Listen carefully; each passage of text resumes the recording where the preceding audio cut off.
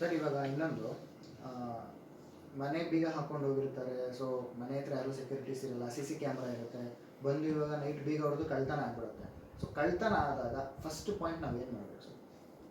ನೀವು ಕಂಪ್ಲೇಂಟ್ ಕೊಡಬೇಕಾಗುತ್ತೆ, ಪೊಲೀಸ್ ಸ್ಟೇಷನ್ಗೆ ವಿಸಿಟ್ ಮಾಡಬೇಕಾಗುತ್ತೆ. ವಿಸಿಟ್ ಮಾಡಿ ಏನಾಗಿದೆ ಅಂತ ಹೇಳಿ ಪೊಲೀಸ್ ಅವರಿಗೆ ಕೇಳಿ ಅಲ್ಲಿ ರಿಟರ್ನ್ ಕಂಪ್ಲೇಂಟ್ ಕೊಟ್ಟರೆ ಅವರು ನೆಕ್ಸ್ಟ್ ಬಂದು ಸ್ಥಳಕ್ಕೆ ಬಂದು ಎಲ್ಲಿ ಏನಾಗಿದೆ, ಏನೇನು ಡಾಕ್ಯುಮೆಂಟ್ಸ್ ಸಿಗುತ್ತೆ ಅವರಿಗೆ.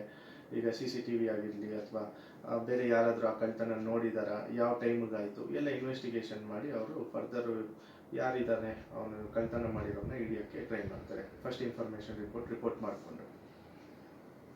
ಅಂದರೆ ಇವಾಗ ಸರ್, ಇವಾಗ ನಾವು ಕಳ್ತನದಲ್ಲಿ ನಮಗೊಂದು ಇಷ್ಟು ಐಟಮ್ ಹೋಗಿರುತ್ತೆ, ಒಂದು ಒಂದು 30 ಗ್ರಾಮ್ ಚಿನ್ನ, ಆಮೇಲೆ ಒಂದು 50,000 ಕ್ಯಾಶು, ಈ ಥರ ಹೋಗಿರುತ್ತೆ. ಬಟ್ ಅದನ್ನು ಅಲ್ಲಿ ಬರೆಸ್ಬೇಕಾದ್ರೆ ಅವರು ಕಡಿಮೆ ಬರೆದಿರ್ತಾರೆ. ಆ ಟೈಮಲ್ಲಿ ನಾವೇನು ಮಾಡ್ಬೋದು? ಇಲ್ಲ, ಯೂಶಲಿ ಏನಾಗುತ್ತೆ, ನೀವು ಒನ್ಸ್ ಏನಾದರೂ ಚಿನ್ನ ಏನಾದರೂ ಕಳ್ತನ ಆದರೆ ನನ್ನ ಎಕ್ಸ್ಪೀರಿಯನ್ಸ್ ಪ್ರಕಾರ ಹೇಳ್ಬೇಕಂತ ಹೇಳಿದ್ರೆ ಅವರು ನಿಮ್ಮದೇ ಚಿನ್ನ ವಾಪಸ್ ಕೊಡ್ತಾರ ಅನ್ನೋ ಗ್ಯಾರಂಟಿ ಇಲ್ಲ. ಯಾವುದೋ ಈಗ ಒಂದು 30 ಗ್ರಾಮ್ಸ್ ಚಿನ್ನ ಹೋಯ್ತು ಅಂತ ತಿಳ್ಕೊಳ್ಳಿ, ಅದೇ 30 ಗ್ರಾಮ್ಸ್ನ ಬೇರೆ ಯಾವುದೋ ಚಿನ್ನನ ರಿಕವರ್ ಮಾಡಿ ಒಟ್ಟಿನಲ್ಲಿ 30 ಗ್ರಾಮ್ಸ್ ನಿಮಗೆ ತಲುಪಿಸ್ಬೇಕು, ಅದನ್ನು ತಲುಪಿಸ್ತಾರೆ. This is what I see. So ಈ ಥರ ಇರುತ್ತೆ. ಮತ್ತು ಅದಕ್ಕೆಲ್ಲ ಪ್ರೋಸೆಸ್ ಇರುತ್ತೆ. ಆ ಚಿನ್ನನ ಸೀಸ್ ಮಾಡಿ ಇಟ್ಟಿರ್ತಾರೆ. ಅದನ್ನು ನೀವು ತಿರ್ಗಾ ರಿಲೀಸ್ ಮಾಡಿಸ್ಕೊಬೇಕಾದ್ರೆ ರಿಲೀಸ್ ಆರ್ಡ್ರ್ ಬೇಕಾಗುತ್ತೆ ಕೋರ್ಟ್ನಿಂದ. ತಿರ್ಗಾ ನೀವು ಕೋರ್ಟಿಗೆ ಲಾಯರ್ನ ಇಟ್ಕೊಂಡು ಅರ್ಜಿ ಹಾಕ್ಕೊಂಡು ರಿಲೀಸ್ ಆರ್ಡ್ರ್ ಮಾಡಿಸಿ, ಆಮೇಲೆ ಇಂಡಿಮ್ನಿಟಿ ಬಾಂಡ್ ಅಂತ ಕರೀತಾರೆ, ಅದಕ್ಕೆ ಸಿಗ್ನೇಚರ್ ಮಾಡಿ ಆಮೇಲೆ ರಿಲೀಸ್ ಆರ್ಡ್ರ್ ಕೋರ್ಟಿಂದ ಕೊಡ್ತಾರೆ. ಅದನ್ನು ತೊಗೊಂಡೋಗಿ ತಿರ್ಗಾ ನೀವು ಪೊಲೀಸ್ ಸ್ಟೇಷನಲ್ಲಿ ಯಾರು ಕಂಪ್ಲೇಂಟ್ಸ್ ಇರ್ತೀರಾ, ಕಳ್ಕೊಂಡಿರೋರು ಇರ್ತೀರಾ, ಕೊಟ್ಟು ತೋರಿಸಿದ್ರೆ ಅವರು ರಿಲೀಸ್ ಮಾಡಿ ಅದನ್ನು ಅವ್ರ ಕಸ್ಟಡಿಯಿಂದ ನಿಮಗೆ ಒಪ್ಪಿಸ್ತಾರೆ. ಸೊ ಇವಿಷ್ಟು ಪ್ರೋಸೆಸ್ ಇರುತ್ತೆ. ಇನ್ ಕೇಸು ಕೆಲವೊಬ್ರು ಪೊಲೀಸ್ನವರು ತಗೊಳ್ಳಲ್ಲ, ಕಂಪ್ಲೇಂಟ್ ತಗೊಳ್ಳಲ್ಲ. ಇಲ್ಲ ಬಿಡ್ರಿ ಅದೆಲ್ಲ ಸಿಗಲ್ಲ, ಒಂದು ಹೋಯ್ತು ಅದು ತಿರ್ಗಾ ಎಲ್ಲ ಸಿಗಲ್ಲ ಅಂತ ಹಿಂಗೆ ಹೇಳ್ತಾರೆ. ಸೊ ಆ ಸಮಯದಲ್ಲಿ ನೀವೇನು ಮಾಡಬೇಕಾಗುತ್ತೆ, ಆನ್ಲೈನ್ ಕಂಪ್ಲೇಂಟ್ ಅಂತ ಬರುತ್ತೆ. ನೀವು ಆನ್ಲೈನಲ್ಲಿ ಕಂಪ್ಲೇಂಟ್ನ ನೀವು ಮಾಡ್ಬೋದು. ಆ ಒಂದು ಪ್ರಾವಿಷನ್ ಇದೆ. ನೀವು ಅದೂ ಇಲ್ಲ ಅಂತ ಹೇಳಿದ್ರೆ ನೀವು ಒಂದು ಕಂಪ್ಲೇಂಟ್ನ ಬರೆದು ಅವರ ಒಂದು ಪೊಲೀಸ್ ವಿಳಾಸಕ್ಕೆ ಯಾವ ಜುರಿಸ್ಟಿಕ್ಷನ್ ಬರುತ್ತೆ ಆ ಜುರಿಸ್ಟಿಕ್ಷನ್ಗೆ ನೀವು ಪೋಸ್ಟ್ ಮಾಡಿದ್ರೆ ಯಾರು ಹೈಯರ್ ಅಥಾರಿಟೀಸ್ ಇರ್ತಾರೆ ಅಥವಾ ಸ್ಟೇಷನ್ ಹೌಸ್ ಆಫೀಸರ್ಸ್ ಯಾರು ಇರ್ತಾರೆ ಅವರು ಅದನ್ನು ನೋಡಿ ಕಾಗ್ನಿಸೆನ್ಸ್ ತಗೊತಾರೆ. ಒಡವೆನ ಕಳ್ಕೊಂಡಿರ್ತಾರೆ. ಸೊ ಅದಕ್ಕೆ ಇವಾಗ ಪೊಲೀಸ್ನವರು ನಾವು ನಿಮ್ದು ಇಷ್ಟು ಒಡವೆ ಕಳೆದೋಗಿದೆ ಅನ್ನೋದಕ್ಕೆ ಏನು ಸಾಕ್ಷಿ ಅಂತ ಕೇಳಿದ್ರೆ ನಾವು ಬಿಲ್ ಕೊಡಲೇಬೇಕಾಗ?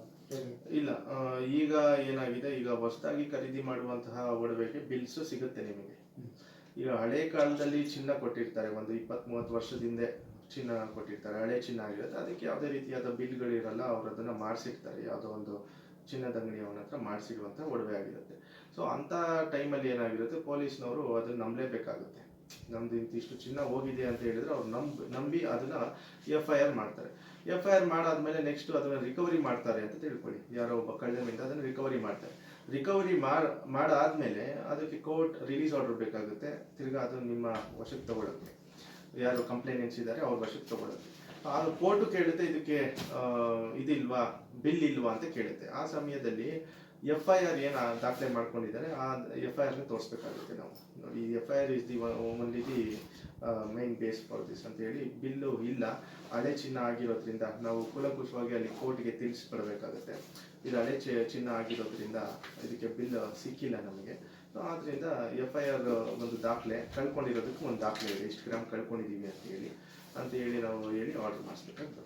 ಯಾವುದೇ ಕಳ್ತನ ಆದ್ರೂ ಇಟ್ ಕಮ್ಸ್ ಅಂಡರ್ 379 IPC ಬರುತ್ತೆ. ಅದಕ್ಕೆ 3 ವರ್ಷ ಜೈಲಿದೆ. ಸೊ ಆದ್ದರಿಂದ ಅವರು ಪೊಲೀಸ್ನವರಿಗೆ ಕಂಪ್ಲೇಂಟ್ ಕೊಡಬೇಕಾಗುತ್ತೆ. ಅವರು ನೋಡಿ ಅದನ್ನು ಯಾರು ಕಳ್ತನ ಮಾಡಿದ್ದಾರೆ, ಹೆಂಗೆ ಕಳ್ತನ ಮಾಡಿದ್ದಾರೆ, CCTV ಫೋಟೇಜ್ ಸಿಗುತ್ತಾ ಇಲ್ವಾ, ಅದನ್ನೆಲ್ಲ ಕೂಲಂಕುಷವಾಗಿ ತನಿಖೆ ಮಾಡಿ ಆಮೇಲೆ ಅವರು ಅದನ್ನು ಸಿಕ್ಕಿದ್ರೆ ಅದನ್ನು ಸೀಸ್ ಮಾಡ್ಕೊಂಡು ಇಟ್ಕೊಂಡಿರ್ತಾರೆ, ಆಮೇಲೆ ಬಿಟ್ಟು ಕಳಿಸ್ತಾರೆ ಸರ್.